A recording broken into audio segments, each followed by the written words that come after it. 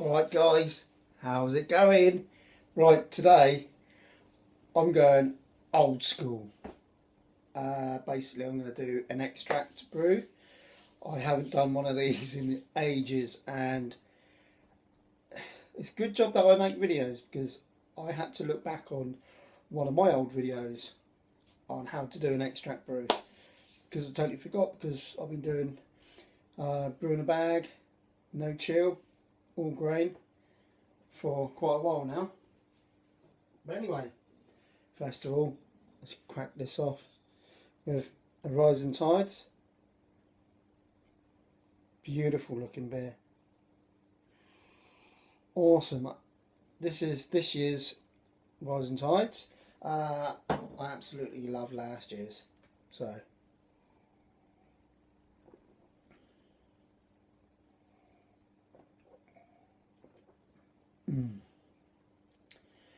man, that's fucking lovely.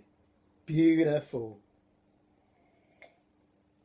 So I'm doing my Zombie Dust extract brew.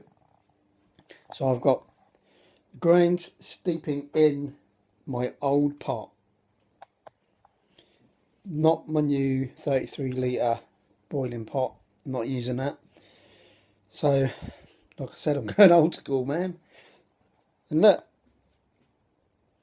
so I've got 1.5 kilos of light spray malt, and I've got the hops, which are Citra. Basically what I'm going to do is I'm going to brew it like normal, and then I'm going to put the pot into the sink and cool it down that way, because I haven't got a water chiller. I'm going to do a massive whirlpool, and then I'm going to put the lid on and leave it to like cool down. And then, which is new, I'm going to use my small auto siphon, stick it to the side of this, and I'm going to, well, basically siphon it into my 11 litre glass carboy. So yeah, that is going to be new as well. But like I said, this is old school, man. I started out as a kit brewer, then I went on to extract, and I quite like doing extract. You know, it gives you a little bit more extra enjoyment. You can add different things instead of just putting a can, opening the can, put it into a fermenter, add some water. You know, I mean, that's a great way to learn, but it's when you start using this, you start realising that there's more to brewing than just kits. So yeah, and then after I've done that, I moved on to all grain. So it is a learning curve, but yeah, I'm going back to my old ways just for this brew, just to see what goes on. So yeah, no chill. I'm not doing a no chill, so I'm not using my, bloody hell, I only had one beer like this. I'm not that drunk. Yeah, so I'm not going to use my no chill cube. It's going straight into the glass carboy, like I said. So fingers crossed, because I know it takes a long time to get the wort down to, you know, it's got to be cool. Yeah, it can't be too hot going into that glass carboy. So, and plus this pot here only holds up to, well, I can see sort of 12.5 there. So at the moment there's 10 in there. So I think what I might do is, whatever it boils down to, I'm going to add the rest of the water into the glass carboy. So hopefully it won't just blow up, because if you put too much, too hot of a wort into a glass carboy, then it might crack. and I don't want that. So I don't really want to waste all this ingredients, especially the citra hops. No way. So look. So I've got steeping grains. Basically these grains that are in there, you need to mash them, but I'm just steeping them for the flavour. I've done this before. People will say no, you can't do that, but there's no rules, man. No rules at all. So I'm using that for flavour. I don't expect to get any sugar conversion out of it. So there you go. So what I'll do is I will come back in a minute when everything else is when I've got it on the go. So I'm going to carry on drinking this, and I'll see you in a sec. So then guys, I'll just add in all the extract. Look at that. I've forgotten what it smells like. Oh, beautiful. Anyway, I'll wait for that to boil. I'll start adding in the hops. Right then guys, flame out and turn it off. I've got to add those hops. So what I'm going to do, I'm going to create a bloody good whirlpool.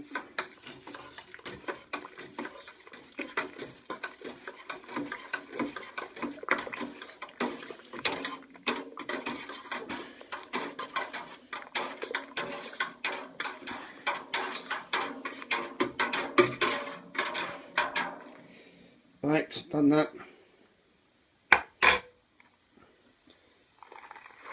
Gonna add the hops. It's 20 grams. And now I'm just gonna let that steep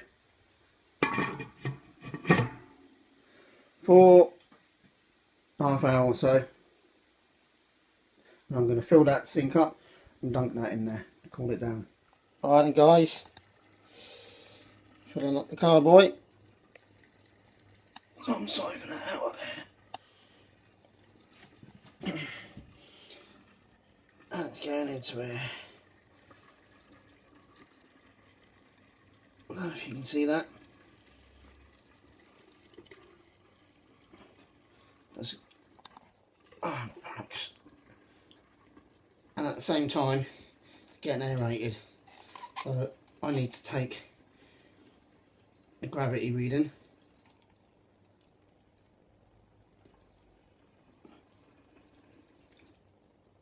Yeah, I should do it. There you go.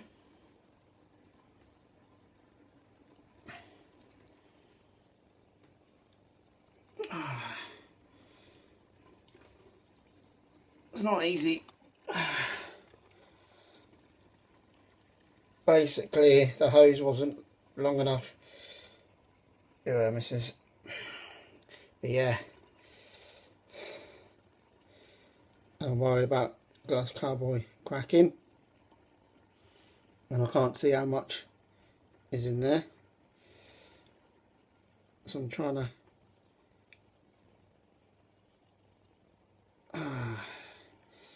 Whew. It's hard work.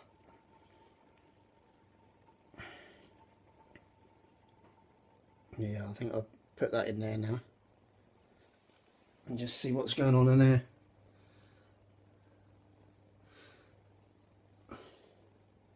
So I'm going to leave it there. I've got things to sort out. See in a sec. Right, so here we have it.